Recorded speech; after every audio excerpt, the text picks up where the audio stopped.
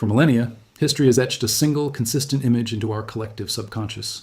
The idea that the gates of hell are guarded by a ferocious monster, Cerberus, a giant three-headed hound with terrifying strength that even the gods feared. You might think a creature this dangerous would be locked inside a steel cage, or at the very least, bound by unbreakable chains to keep him from escaping. But if you dig into the ancient texts of Greek mythology, you'll find a bizarre detail. Hades never actually chained him. Cerberus was left entirely free to roam the banks of the river Styx. This brings up a question we rarely stop to ask. If he was so powerful, autonomous, and held back by zero physical chains, why didn't Cerberus ever just walk away? Was he simply too weak-willed to defy his fate? Or was there something far stronger than iron chains keeping him there? To answer this, our first clue requires us to throw out our human perspective and try to get inside the monster's head. Imagine being born straight into darkness. Cerberus was the offspring of the primordial monsters, Typhon and Echidna. From the moment he first opened his eyes, all he saw was the thick, oppressive fog of Tartarus. All he heard were the wails of the dead and an eternal, eerie silence. To us humans, that place is a terrifying hell. But to Cerberus, it was his normal. It was home. At this point, he didn't even know there was a world up above. He'd never known a blue sky, the warmth of the sun, or the bustling noise of human civilization.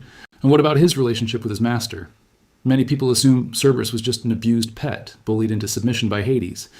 In reality, their dynamic was much more complex. Hades was a god of cosmic order. He didn't torture Cerberus. Instead, he gave him something crucial for a creature born into the void: a purpose. Hades entrusted him with the role of guarding the ultimate boundary between life and death. Pop culture often paints Cerberus as a bloodthirsty, rabid beast ready to attack anyone on sight. But the truth is, he was incredibly disciplined. He wasn't inherently evil. He only bared his fangs at those who dared to break the absolute laws of the underworld's souls trying to escape, or living humans foolish enough to trespass. As long as the rules were respected, he was a calm, dutiful guardian. Yet, the fact that he was comfortable in his environment and loyal to his duty still doesn't fully answer our question. Because what would happen if he was forced out to see the surface world? Would he still choose to stay behind? This is where our second clue emerges, brought on by the greatest test Cerberus ever faced: his encounter with Greece's mightiest hero, Hercules.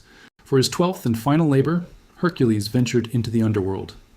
Out of respect for the laws of the realm, he approached Hades and asked for permission to bring Cerberus to the surface. Hades agreed, but on one absolute condition. Hercules had to subdue the hellhound with his bare hands without using any weapons. Hercules succeeded and dragged Cerberus up out of the underworld, and it's here that a harsh reality sets in. You might think that seeing the surface world would have opened his eyes to the concept of true freedom, but ancient literature tells a completely different story. His anatomy, perfectly adapted to the dark, was suddenly assaulted by the blinding, searing light of the sun. His ears, used to the dead silence of the abyss, were overwhelmed by the chaotic noise of the outside world. According to the Roman poet Ovid, as Cerberus was dragged to the surface, his saliva dripped onto the soil, sprouting the highly poisonous plant known as aconite, wolfsbane. The myths don't explicitly tell us what Cerberus was feeling in that moment, but based on how violently his body reacted to this totally alien environment, it's not hard to imagine that this was one of the most agonizing experiences of his life.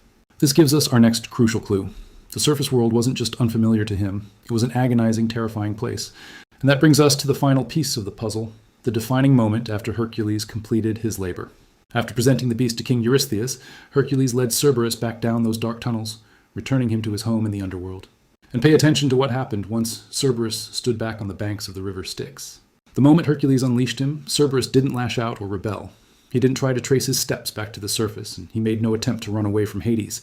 He simply resumed his post, standing guard at the gates. At this exact moment, all our clues finally come together to give us the complete picture. As humans, we often define freedom as being completely unattached, the idea that being free means you can go anywhere and be anyone. But the legendary hellhound teaches us a very different perspective. True freedom isn't about wandering aimlessly. True freedom is finding that one place in the universe where your existence is genuinely needed and recognized. Cerberus was never chained by Hades. Even when he finally saw the world above, he realized it wasn't where he belonged. Up there, he was just a monster to be feared and hated. But down in the dark, standing in front of those ancient stone gates, he was the irreplaceable guardian. Sometimes, the strongest thing holding us in place isn't a physical prison at all. It's the profound realization that we have finally found exactly where we are supposed to be.